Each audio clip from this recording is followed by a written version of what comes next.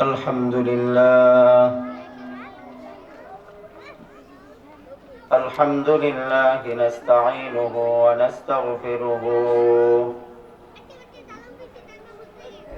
ونعوذ بالله من شرور أنفسنا ومن سيئات أعمالنا من يهد الله فلا مضل له ومن يضلله فلا هادي له ونشهد أن لا إله إلا الله وحده لا شريك له ونشهد أن سيدنا ونبينا ومولانا محمدا عبده ورسوله أرسله بالحق بشيرا ونذيرا وداعيا إلى الله بإذنه وسراجا منيرا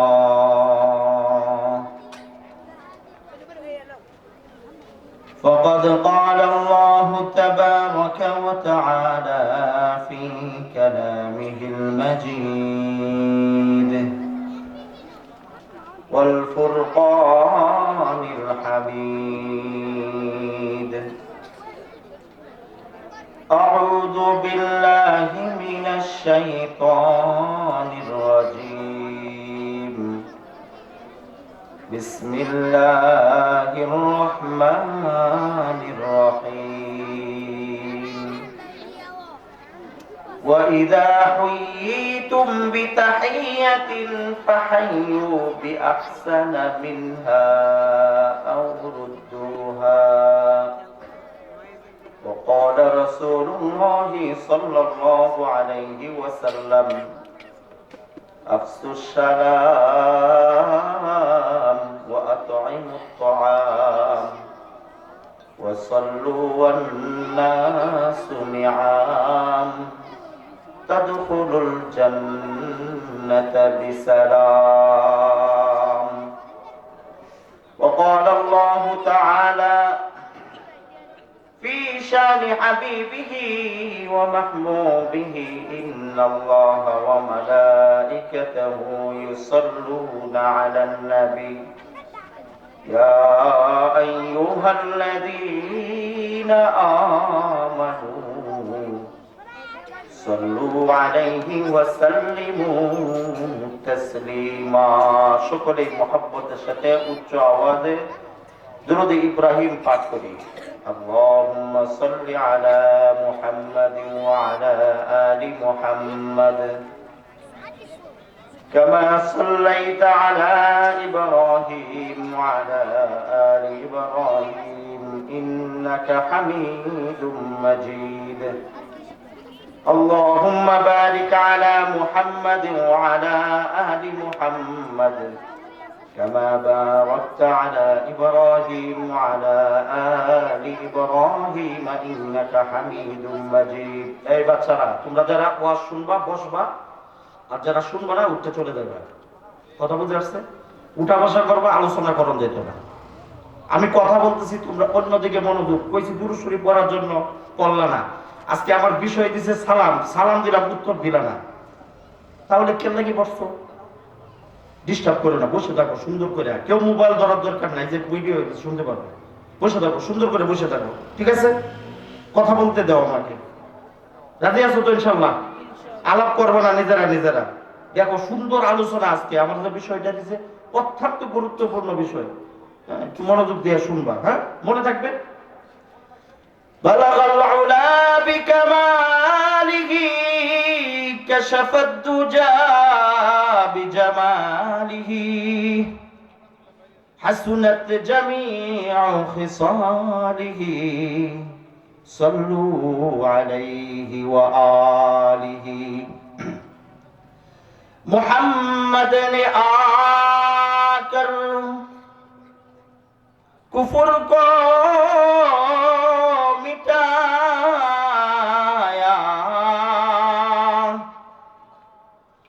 کفر کو مٹا کر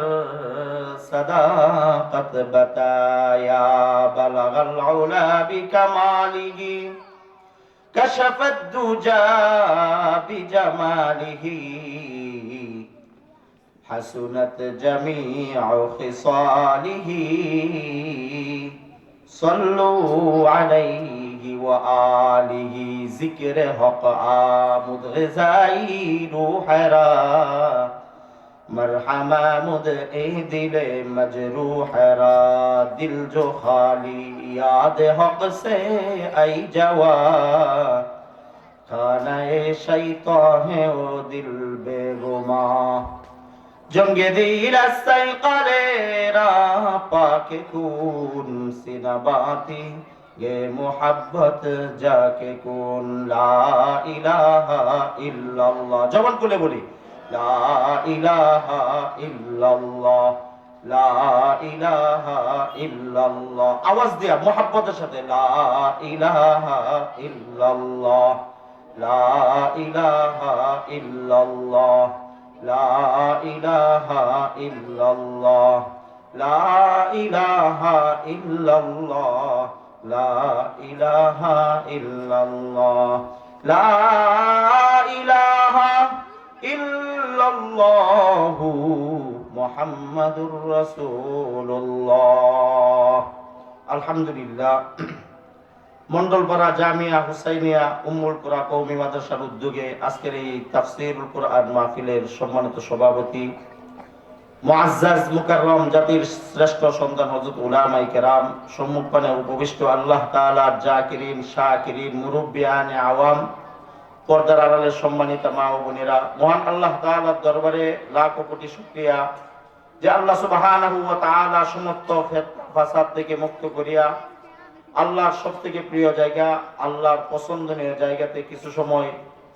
বসা এবং কিছু কথা শোনা এবং বলার তৌফিক দান করেছেন সেই মহান রব্বুল আলামিনের দরবারে কালিমাতুশ শুকর আদায় করে নিচ্ছি আলহামদুলিল্লাহ আর তো উচ্চ আওয়াজে বলি আলহামদুলিল্লাহ আজকে এই অনুষ্ঠানে আসতে পেরে আমরা খুশি না বেজার কতখানি খুশি দেখাইতে পারবা কত খুশি অনেক খুশি না আজকে আমার নির্ধারিত বিষয় সালামের ফজিলত এবং গুরুত্ব সম্পর্কে আমি অল্প সময় অল্প আছে অল্প সময় কিছু কথা বলবো আল্লাহ তাআলা যেন আজকের এই প্রয়োজনে অতীব কিছু জরুরি এবং কল্যাণমূলক কিছু কথা বলার সুযোগ দান করে সকলে বলে আমিন আসলে বিষয়টা হচ্ছে সালাম না এটা হলো ভালোবাসার বিষয় বিষয়টা কি ভালোবাসার বিষয় কেমন আমাদের ভিতরে ভালোবাসা কম না বেশি বেশি না কম এই মেয়েরা একটু আওয়াজ দেন ছোট বাচ্চারা বেন বুঝে না যারা বড় আছেন একটু আওয়াজ দেন ভালোবাসা কম না বেশি কম কম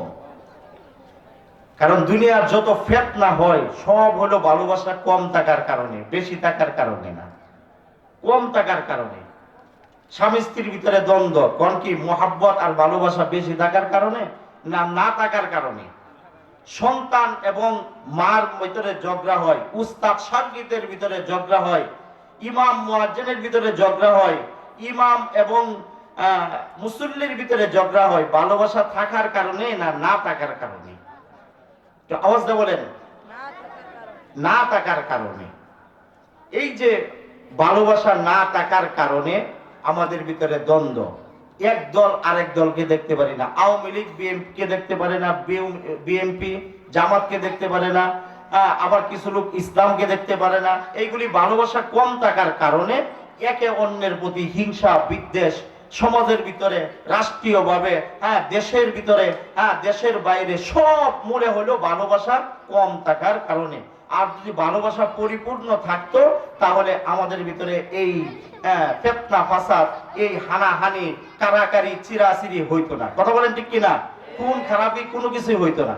একমাত্র ভালোবাসা না টাকার কারণে, কম টাকার কারণে হইতো না। আজকে আমার যে বিষয়টা, এই বিষয়টা হচ্ছে ভালোবাসা বাড়ানোর জন্য আমি কিছু কথা বলবো। ঠিক আছে? শুনতে রাজি আছেন তো? ভালোবাসা কেমনে বাড়বে? একজন আরেকজনের ভিতরে ভালোবাসা বাড়বে এমন একটা মেডিসিনের কথা, এমন একটা দোয়ার কথা, এমন একটা জিনিস আমি আপনাদেরকে উপস্থাপন করব, যেটা প্রয়োগ করলে 100% গ্যারান্টি, 100% গ্যারান্টি ব্যবহার করবেন তো কাজে আসবে 100%। বাজারের ভিতরে দেখেন না অনেকে লেকচারার যে আমার এই ওষুধ খাইলে 100% সব ধরনের রোগ থেকে মুক্তি, কয় না? আমি আজকে আপনাদেরকে গ্যারান্টি সহকারে এমন একটা ওষুধের কথা, আপনাদেরকে এমন একটা দোয়ার কথা বলবো যে দোয়াটা প্রয়োগ করলে 100% আল্লাহর কসম, আমি করি নাই, আমি বলি নাই, আল্লাহর নবীজি কসম খায়া বলছে 100% কাজে আসবে, সব ধরনের দিলের রোগ চলে যাবে। জোরে বলি সুবহানাল্লাহ। মুসলমান, আমাদের ভিতরে যে দলাদলি, হানাহানি, মারামারি, কারাকারি, একে অন্যের ভিতরে ভালোবাসা না থাকার কারণে সন্তান বাবাকে দেখতে পারে না, বাবা সন্তানকে দেখতে পারে না, স্ত্রী তার স্বামীকে দেখতে পারে না, স্বামী স্ত্রীকে দেখতে পারে না,